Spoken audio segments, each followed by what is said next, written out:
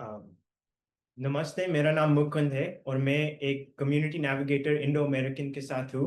और आज हम आपको बताएंगे आपकी राइट्स क्या है। स्पेसिफिकली लोकल बिजनेस के लिए आपको कौन से राइट्स दिया जाता है।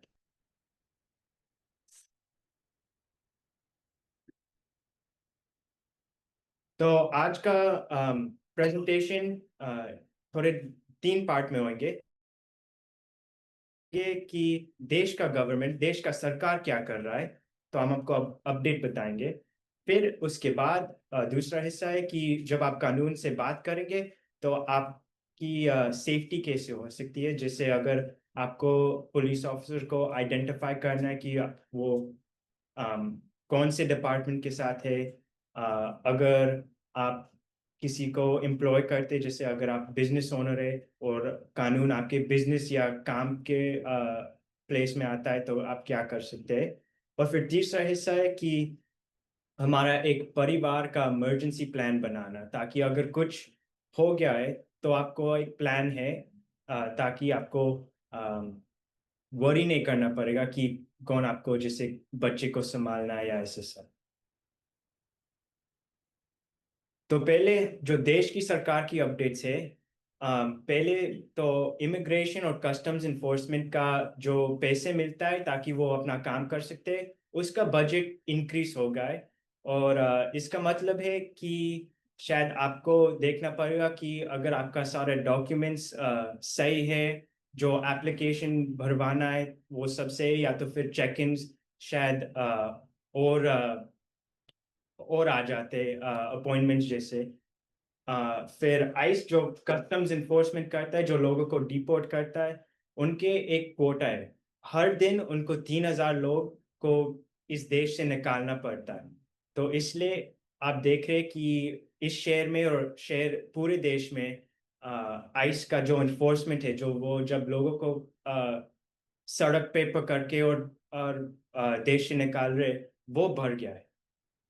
फिर डीनेचुरलाइजेशन और बर्थ राइट सिटीजन के जो अपडेट्स है वो ज्यादातर सेम है। और ये तीसरा हिस्सा है जो आईआरएस, मतलब जो टैक्स कलेक्ट करता है, आपकी तनख्वाह की टैक्स कलेक्ट करता है, वो उन्होंने डेटा शेयरिंग स्टार्ट किया है आइस के साथ। तो इसका मतलब है आपका नाम, एड्रेस, टेलीफोन नंबर सब आइस के पास आ जाता है अगर आप तनख्वाह पे टैक्सेस पे करते हैं। अब हम बात करेंगे कि जब कानून से बात कर कैसे कानून से बात करना है। अम,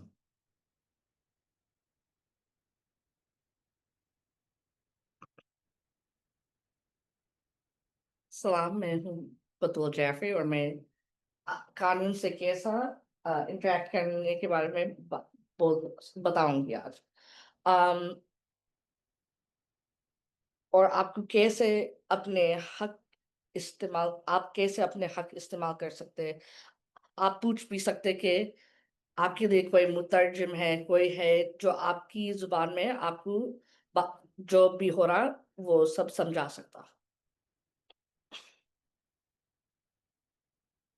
होमलैंड सिक्योरिटी के महकामा महकामा में 3 हिस्से हैं। एक US citizenship and immigration services मतलब यूएससीआईएस सॉरी। दूसरी US customs and border patrol मतलब यू सीबीपी। और तीसरी इमिग्रेशन एंड कस्टम्स इन्फोर्समेंट मतलब आइस। आइस अमेरिका में इमिग्रेशन कानून को नाफिज करता है। वो गिरफ्तारियों, चापों, हर हर साथ मुल्क बहादुरी और मुल्क से निकालने के जरिए से उनके काम करते हैं। आइस मकामी पुलिस और दीगर कानूनी नाफिज करने वाले इदारों के साथ काम करता है, काम कर सकता है और करता भी है। तो कौन खतरे में है? कौन खतरे में है? इमिग्रेशन के वो लोग जो इमिग्रेशन की हैसियत के बगैर शहर में जी रहे हैं। वो लोग जो गैर शहरी जहां गैर शहरी जहां पे अपने इमिग्रेशन की हैसियत की शरीयत के खिलाफ वर्जी की है। ज्यादातर आइस लोगों को तरजीह देता है। बाज किस्म के मुजरमाना मुजरमाना साजों के साथ मल्क मुल्क बादरी के पेशगी अहकामात के साथ, या जो लोग कौमी सलामती के लिए खतरे खतरा समझाते हैं। आपके पास बहुत सारे हुकूक है, और आप बिना सिटीजनशिप के साथ आपके पास बहुत हुकूक है। पहले पहली बात, आप खामोश रह सकते, आपको कोई सवाल के जवाब नहीं देना पड़ता आपकी इमिग्रेशन की हैसियत के बारे में। आप वकील के लिए पूछ सकते हैं, और बिना वकील के लिए आप कोई चीज को साइन मत कीजिए। आप एक मुतरजिम के लिए पूछ सकते हैं, किसी बात पर आइस से पूछ सकते हैं कि आप उन लोग आपके लिए एक मुतरजिम ला सकते हैं। आप एक कॉल के लिए पूछ सकते हैं, और के कॉल के लिए पूछने के बाद आप कॉन्सुलेट से बात कीजिए। अगर आप गैर मुल्की शहरी हैं, बिना कोई जुडिशल वारंट के इनकार, घर या गाड़ी में अंदर आने के लिए गैर मुल्की कौमी दस्तावेज से इनकार कीजिए। अपने सामान या जेबों की तलाशी से इनकार कीजिए। आम तजाविज, कभी झूठ मत बोलना या कभी गलत दस्तावेज मत दिखाइए।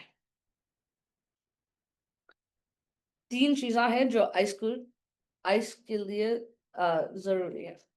पहला, एक जुडिशल वारंट जिसमें जज की सिग्नेचर है। दूसरी चीज इजाजत, और तीसरी चीज रसाई। एक जुडिशल वारंट और आइस के वारंट के 2-4 फर्क हैं। पहली चीज, आइस के वारंटों पे अदालत का नाम नहीं है, और मुंसलिकात नहीं होंगे, जज की सिग्नेचर भी नहीं रहेगी। घर पर आइस के साथ सामना। आपके घर के अंदर दाखिल होने से पहले या तलाशी करने से पहले आइस को इजाजत चाहिए या जुडिशल वारंट चाहिए होता। इस मामले में घर, अपार्टमेंट, कमरा, या अगर आप लोगों के साथ रहते हो तो कोई खुसूसी जगह के घर के तरफ होते हैं। उस जगहों जो घर के बिल्कुल बाहर है, जैसा दहलीज, गराज, बाहर वाले सहन, या अपार्टमेंट की दलान, घर की तरफ में इंक्लूड हो जाता है। तो आपको क्या करना चाहिए अगर यह हुआ तो? खिड़की या दरवाजे को खिड़की या दरवाजे के नीचे से आप अपने दस्तखत दीजिए, और पूछिए कि आइस आइस की एजेंट से कोई वारंट है या कोई आईडी है। अगर उन लोग के पास वारंट नहीं है तो आप दरवाजा मत खोलिए, कोई जवाब मत देना उन लोग के सवाल के लिए, और नकली या गलत दस्तावेज मत दिखाइए। तलाशी की इजाजत मत देना और बोलना मैं अंदर आने की इजाजत नहीं देता हूँ, और मुझे बात करना नहीं है आपसे। अपने दरवाजे के सामने से के अपने दरवाजे के सामने ठहरने की इजाजत भी नहीं देता हूँ। आइस एजेंट्स की मालूमात ले लो, ताकि आपकी वकील बाद में उनके बारे में पता चला सकते कि उन लोग कौन थे। अगर गाड़ी में या गाड़ी पर आइस के साथ सामना हुआ तो आप गाड़ी को रोक के साइड पे लेके जाइए। आइस को इस मामले में भी जुडिशियल वारंट नहीं चाहिए, पर तलाशी के लिए आइस को इजाजत या जुडिशियल वारंट चाहिए होता। क्या बताना पड़ता अगर उन लोग आपकी गाड़ी रोके? ड्राइवर्स लाइसेंस या ड्राइवर को लाइसेंस दिखाना पड़ता और आईडी दिखाना पड़ता। मुसाफिरों को हक है कि उन लोग आईडी नहीं दिखाइए या कोई मालूमात नहीं करना पड़ता। दोनों ड्राइवर और मुसाफिरों को खामोश की रहने की हक है। क्या करना चाहिए अगर आइस आपके गाड़ी को रोक दे तो? गाड़ी को साइड में डाल के पुरसकून रहो। अपने हाथों को स्टीयरिंग व्हील पे डाल दीजिए और अपना लाइसेंस और रजिस्ट्रेशन दिखाइए। खिड़की को इतना खोल दे कि बस आपके दस्तावेज बाहर जा सकते हैं। अगर आइस आपकी इमिग्रेशन की हैसियत के बारे में या दस्तावेज के बारे में पूछे तो कोई गलत जवाब मत देना। और आईडी और सॉरी तलाशी के लिए इजाजत मत देना और तलाशी के वारंट के बगैर तलाशी के वारंट के बारे में पूछो। आइस एजेंट्स का मालूमात के बारे में पूछ लो ताकि आप अपने वकील पता कर सकते हैं आइस एजेंट्स के बारे में। अगर आइस आपके काम पे आए तो क्या करना चाहिए? आइस को कोई जुडिशियल वारंट नहीं चाहिए आवामी जगहों में अंदर होने के लिए, पर आइस को जुडिशियल वारंट चाहिए अगर या आइस को जुडिशियल वारंट चाहिए या आजर की इजाजत चाहिए आपके काम के निजी इलाकों को अंदर आने से पहले। जब कोई इजाजत देगा तब से उन लोग वहां पर रह सकते जब तक उन लोग को चाहिए। क्या करना चाहिए? काम की जगह पर छुपा हुआ छापा हुआ तो भागना मत। भागे तो आपको मुजरमाना इल्जामात मिल सकती है। अगर आइस आपको रोके तो आपके आज़ादी के बारे में पूछ लीजिए। अगर उन लोग बोले कि आप आज़ाद हैं तो पुरसकून के साथ निकल जाओ वहां से। झूठ ना बोलिए या गलत दस्तावेज मत दिखाइए। राशि से इनकार करना, खामोश रहिए और वकील से बात करने के लिए लोगों के साथ मिलकर काम करें। आवामी जगह पर आइस के साथ सामना। आइस आवामी जगह में आइस को आपसे बात करने के लिए जुडिशियल वारंट नहीं चाहिए। आइस को इजाजत या जुडिशियल वारंट चाहिए अगर उन लोग को आपकी चीज तलाश करनी है और आइस को सबूत या जुडिशियल वारंट चाहिए अगर आप कानूनी तौर पर यूएस में नहीं है या आपने गिरफ्तार और या आपको गिरफ्तार करना चाह रहे हो। आपको क्या करना चाहिए इस सिचुएशन में? पूछे कि आप गिरफ्तार या हरस्त में लिए जा रहे हैं। अगर आप नहीं गिरफ्तार हो रहे या नहीं हरस्त में लिए जा रहे हो तो उनसे पूछ लीजिए कि आप जा सकते हैं या नहीं। अगर उन लोग आपको जाने देते तो धीरे और सुकून के साथ चले जाइए वहां से। अगर उन लोग हाँ बोले तो अपने हुकूक के बारे में पूछ लो। पूछिए कि उन लोग के पास कोई जुडिशियल वारंट या सबूत है आपके बारे में। अगर उन लोग के पास है सबूत या जुडिशियल वारंट, फिर आप बोल दो कि आपको अपने वकील के साथ बात करनी है और आप अपने वकील के बिना कोई सवाल का जवाब नहीं देने वाले हैं और उसके बाद खामोश रहेंगे। अगर आप गिरफ्तार या हरस्त में लिए तो अपने हक के बारे में पूछना, खामोश रहिए और जल्दी से अपना वकील के लिए पूछ लीजिए। मालूम कीजिए कि कौन ने आपको गिरफ्तार किया। कॉन्सुलेट से बात कीजिए और आइस को बोलिए अगर आपके पास कोई सीरियस बीमारी या वैसा कुछ है।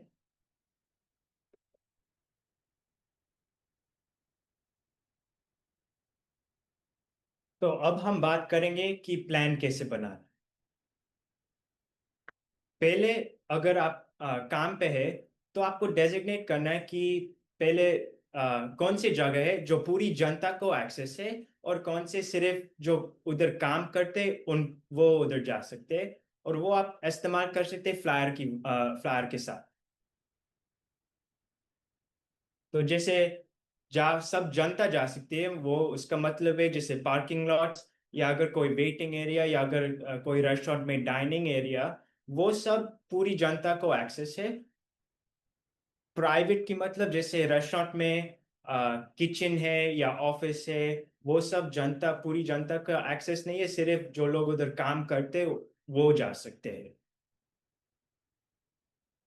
दूसरी चीज है कि आप ड्रिल रन कीजिए, और उसका मतलब है कि आप प्रैक्टिस कर सकते हैं कि अगर कानून या आइस आपके काम पे आ जाता है तो आप क्या करेंगे, और आप प्रैक्टिस कर सकते हैं ताकि जब वो हो जाता है तो आपको पता है कि आपको क्या करना है।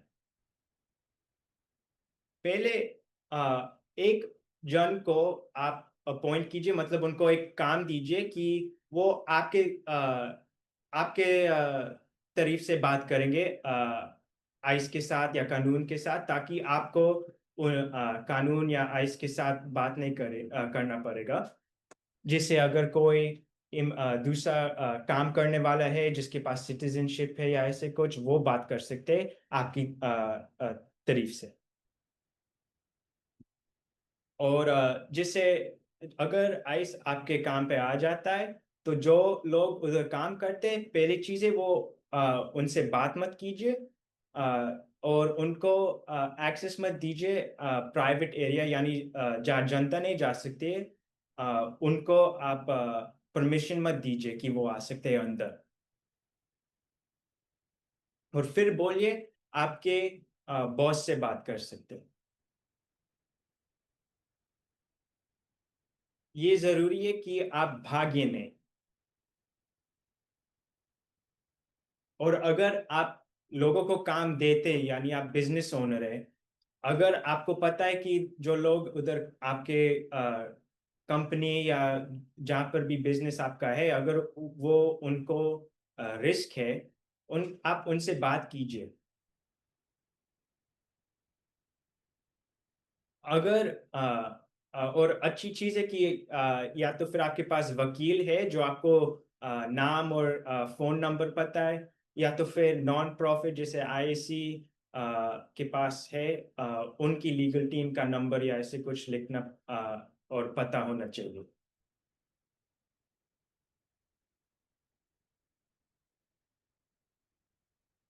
तो ये है जैसे एक फ्लायर का एग्जाम्पल। जैसे हम बोल रहे थे कि ये प्राइवेट प्लेस है या तो फिर ये पूरी जनता जा सकती है। तो अगर आपने ये दरवाजा पे लगाया तो कानून या आइस को पता चलेगा कि हाँ, मैं इधर नहीं जा सकता। और फिर उसके पीछे सारे जो आपके हक है और जो आप जरूरी इंफॉर्मेशन है, ताकि आप देख सकते हैं कि अगर आइस आ सकती है या नहीं। तो पहले अगर कानून से बात कर रहे, पहले आप अगर उन्होंने आपको रोक लिया है तो पहले आप पूछेंगे कि आप फ्री है, यानी आप जा सकते हैं या नहीं। अगर उन्होंने नहीं बोला कि आप नहीं जा सकते, तो फिर आप पूछेंगे कि मेरे को गिरफ्तार कर जाए। अगर आपको गिरफ्तार किया जा रहा है तो फिर आप बोलिए कि मैं कुछ नहीं बोलना चाहता हूँ। और फिर अगर वो बोल रहे कि हमको आपको छापना है, सर्च करना है, आप बोलिए कि मैं आपको परमिशन नहीं दे रहा हूँ मेरे को सर्च करने के लिए। अगर आपको गिरफ्तार किया जाता है, यानी आप कहीं जेल या डिटेंशन फैसिलिटी वो आपको लेकर जा रहे हैं, आप कुछ मत बोलिए वकील के बगैर। तो जो हमने हक बताए पहले, जब आपको रोक लिया जा रहा है या वो छान रहे या दरवाजे पे आ रहे, वो सब हक अभी भी अप्लाई करते जब वो रेड करेंगे। तो आइस जब रेड करती है, अम, ज्यादातर उनके पास एक जुडिशियल वारंट नहीं है। और हम थोड़ी देर में बात करेंगे कि डिफरेंस क्या है जुडिशियल और एडमिनिस्ट्रेटिव वारंट में।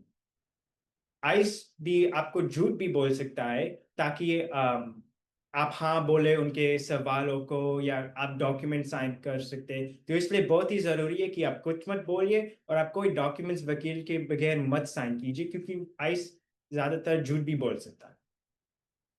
फिर आपको देखना पड़ेगा कि आपके या तो फिर काम के आसपास या घर के आसपास आइस आ रही है या नहीं।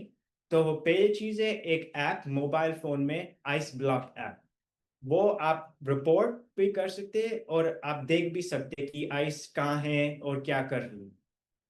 फिर अगर आपने आइस को देखा है कोई किसी को छाप रहा है, किसी को गिरफ्तार कर रहा है, तो आपको लिखना चाहिए कि कितने एजेंट्स हैं, अम, कैसे कपड़े पहन रहे, अगर वो किसी से रफादफा कर रहे, ऐसे सब की मदद करता है हम सब।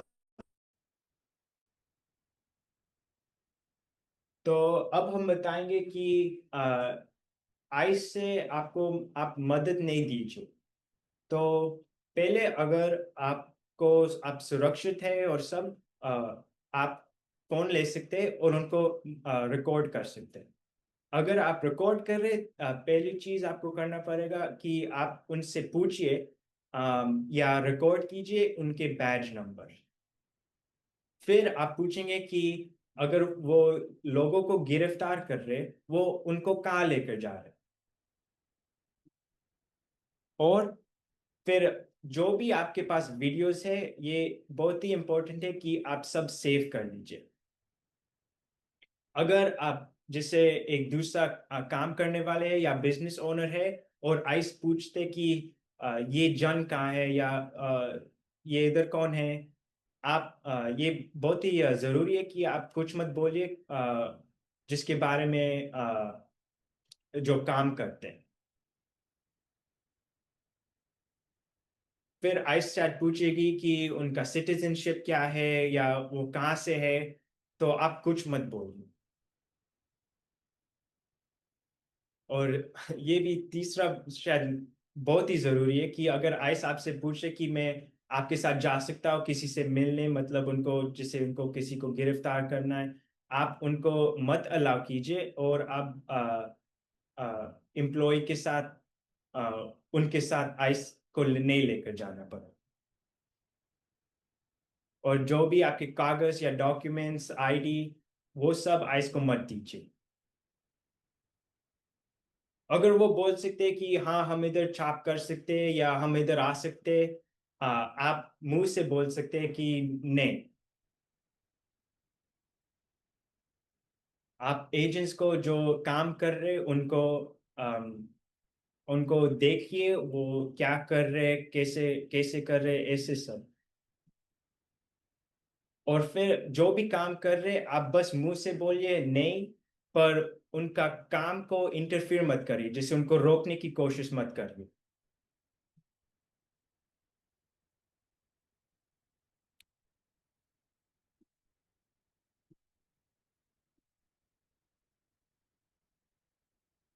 अगर आपके पास और जन है, जब आइस के साथ इंटरैक्ट कर रहे हैं या आइस आपसे बात कर रही है, आप लोगों को और लोगों को मत बोलिए कि हाँ आप ये नहीं करो, आप कुछ मत बोलिए। हर जन उनके अपने हक को इन्वोक करना पड़ता है, मतलब उनको अपने आप से बोलना पड़ेगा कि मुझे नई बात करनी है, मैं कुछ साइन नहीं करूंगा, वकील चाहिए, ऐसे सब। तो आप सिर्फ अपने हक को बोलिए।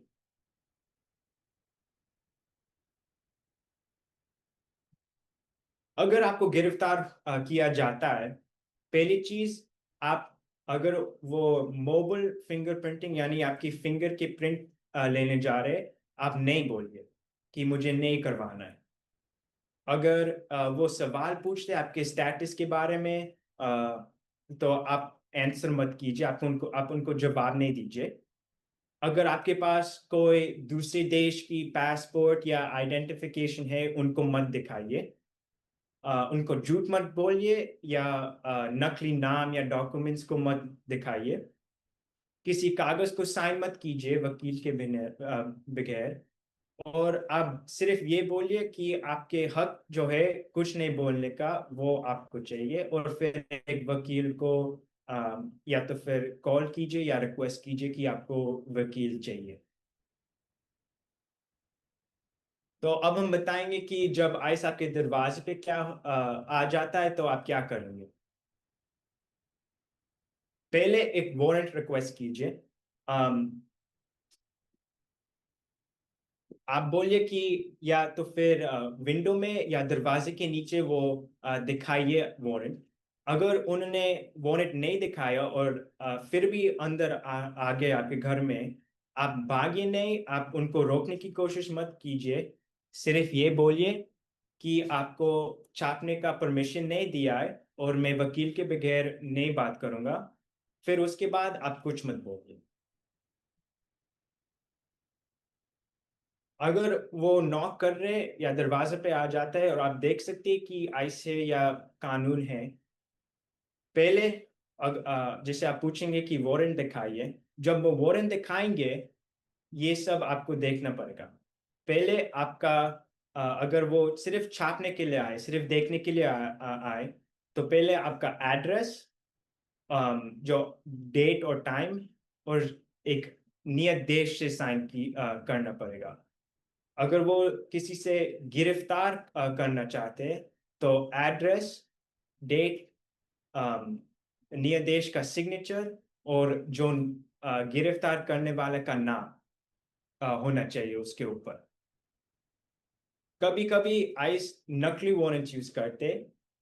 वो नकली वारंट सिर्फ सिर्फ एक आइस ऑफिसर ने साइन किया है, एक न्यायाधीश ने नहीं साइन किया है।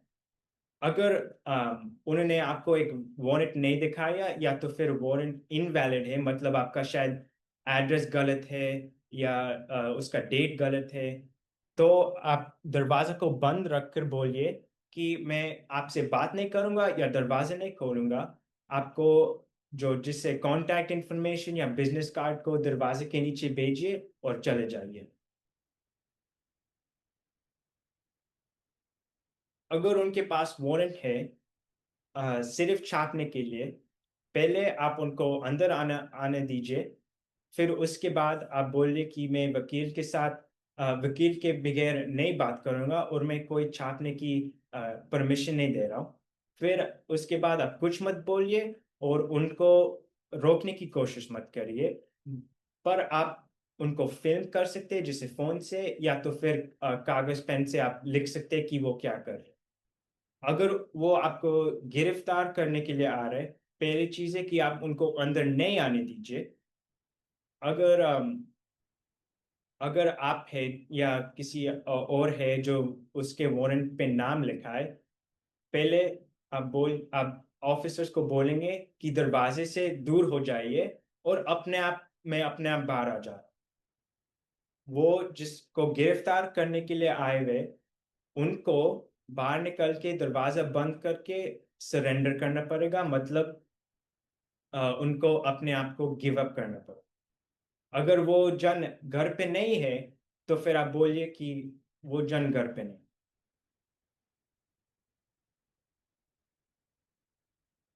तो ये एक सैंपल है आइस की नकली वारंट के बाद। तो कोई पॉइंट्स है जो आप देख सकते हैं ताकि आपको पता चल जा सकता है कि अगर नकली है या असली है। पहले नकली वारंट में US department of homeland security लिखा है और एक ऑथराइज्ड इमिग्रेशन ऑफिसर का सिग्नेचर है, मतलब न्यायाधीश का सिग्नेचर नहीं है। ये वारंट जो है, अगर वो आपको दिखा रहे हैं, वो उनको परमिशन नहीं देता है कि वो आपके घर के अंदर आ जा सकता है। ये एक जुडिशियल वारंट है। तो डिफरेंस क्या होता है कि उस पे लिखा है शायद डिस्ट्रिक्ट कोर्ट या यूएस मैजिस्ट्रेट न्यायाधीश। अगर उन्होंने जुडिशियल वारंट दिखाया है, फिर भी बहुत ही जरूरी है कि आप वारंट को अच्छी तरह से देख सकते हैं, ताकि आपको पता चल जाता है कि नाम सही है, डेट सही है, एड्रेस सही है। अगर उन उन सब में एक भी गलत चीज है, तो फिर वो वारंट इनवैलिड होता है। तो अगर वो आपके काम के जगह आ जाते, कभी कभी वीजा रिव्यू के लिए, या तो फिर एक I-9 ऑडिट के लिए, या कोई भी इमिग्रेशन रेड है, पहले चीजें आपको अटॉर्नी से बात करना पड़ेगा। जिससे अगर सोशल सिक्योरिटी की नो मैच लेटर्स आ जाते, पहले आप अपने वकील से बात करिए, क्योंकि कभी कभी ये हो सकता है कि कोई मिस्टेक है जो सिर्फ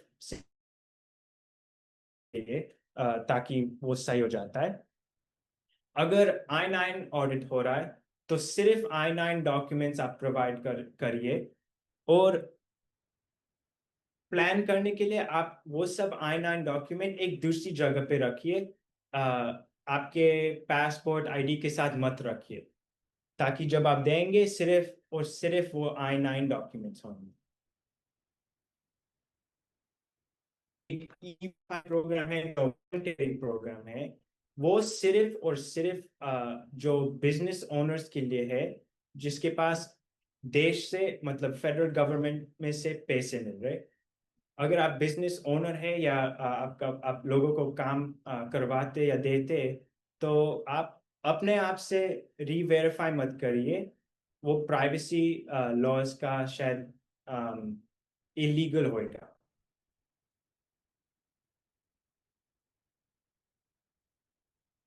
अगर I-9 ऑडिट हो रहा है, आपके पास 3 दिन है, आप कोई डॉक्यूमेंट्स जल्दी मत दीजिए। पहले चीज है, आप वकील से बात करिए, या कोई नॉन प्रॉफिट जैसे इंडो अमेरिकन सेंटर या यूनियन से बात करिए।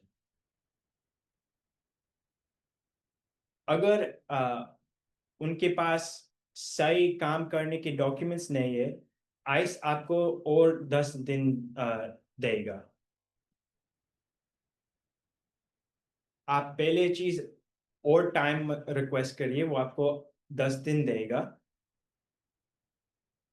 फिर अगर आपके पास कोई काम करने वाला है जिसके पास सही डॉक्यूमेंट्स या नहीं है, आप उनको फायर मत कीजिए ये I-9 ऑडिट से पहले। और अगर I-9 ऑडिट हो रहा है, तो आप उनको बताइए कि ये हो रहा है। और अगर ये हो रहा है, तो पहले उनको एक ऑप्शन दीजिए, ताकि वो काम छोड़ देंगे, और उनके सारे जो तनख्वाह है या कोई बेनिफिट्स, वो सब उनको एक टाइम में दीजिए। और एक सेपरेशन पे, मतलब काम छोड़ने के लिए पैसे उनको दीजिए, अगर वो वापस काम करने के लिए नहीं आ पा सकते। या तो फिर आप पैसे रेज कर सकते, ताकि उनको वकील वकील मिल जा सकता है, या अगर उनको गिरफ्तार किया जा रहा है, तो वो बॉन्ड प्लेस कर सकते हैं। और फिर उनको अगर आपके पास कोई और अगर वो आपके पास आ जाते कि मैं काम ढूंढने जा रहा हूँ, उनको मदद कीजिए, मतलब रेफरेंस या ऐसे कुछ।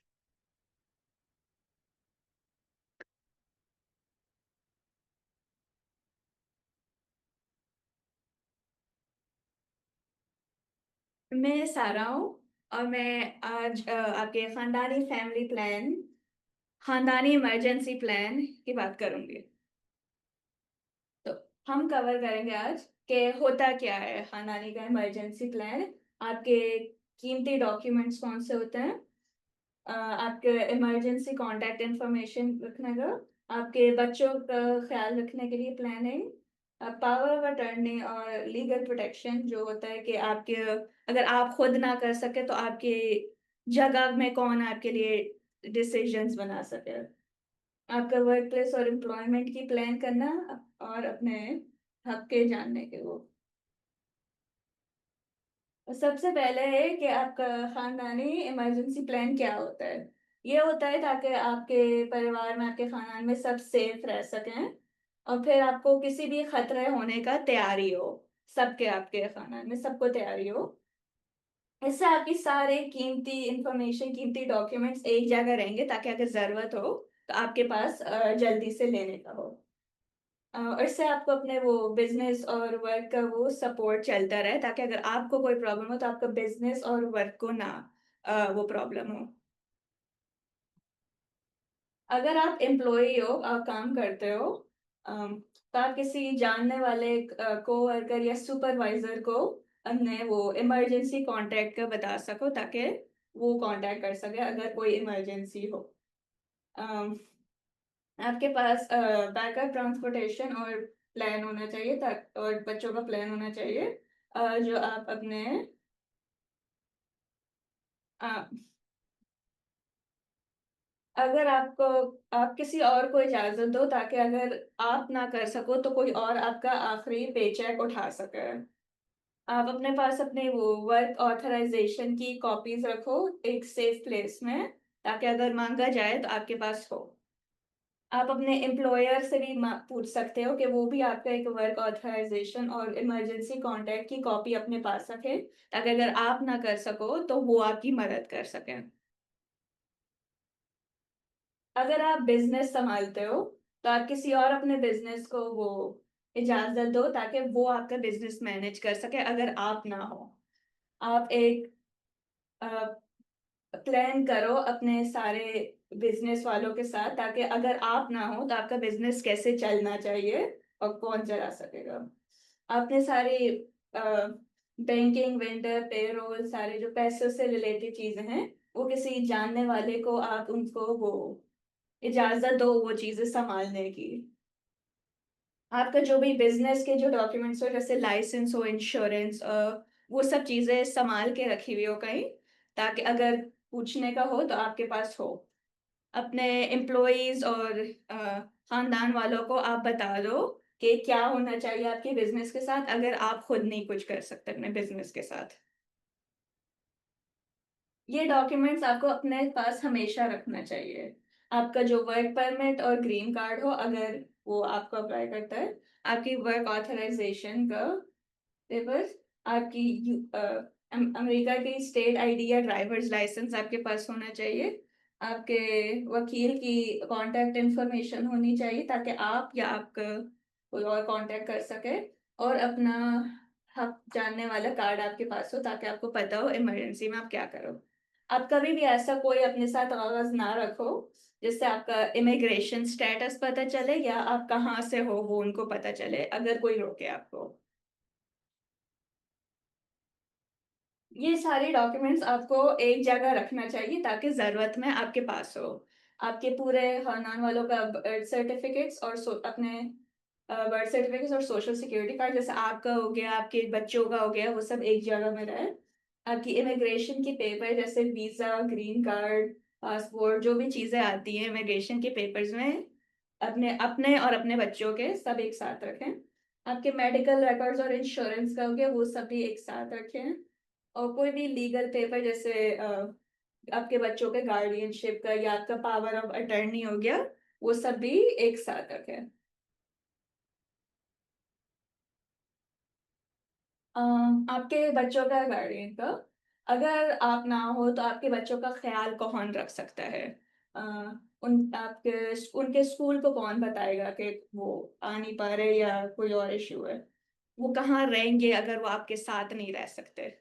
आप किसी हद पे ये सब कुछ लिख सकें, लिख लें ताकि अगर आपके साथ ना रह सके बच्चे तो जिनके साथ भी रहे उनको पता हो कि उनका नाम और उनकी पैदाइशी के दिन क्या है, उनके स्कूल के नाम और स्कूल के फ़ोन नंबर, उनकी अगर कोई भी मेडिकल कंडीशन है, कोई भी तबीयत ऐसी है जो अच्छी ना हो, और उनकी एलर्जीज लिखी हो, उनकी कोई भी दवाइयाँ खाते हो, कितना वो दवाइयाँ का डोसेज होता है वो सब लिखा हो ताकि अगर आपके बच्चे किसी और के पास जा रहे हैं तो उनको पता हो कि क्या करना है बच्चों का।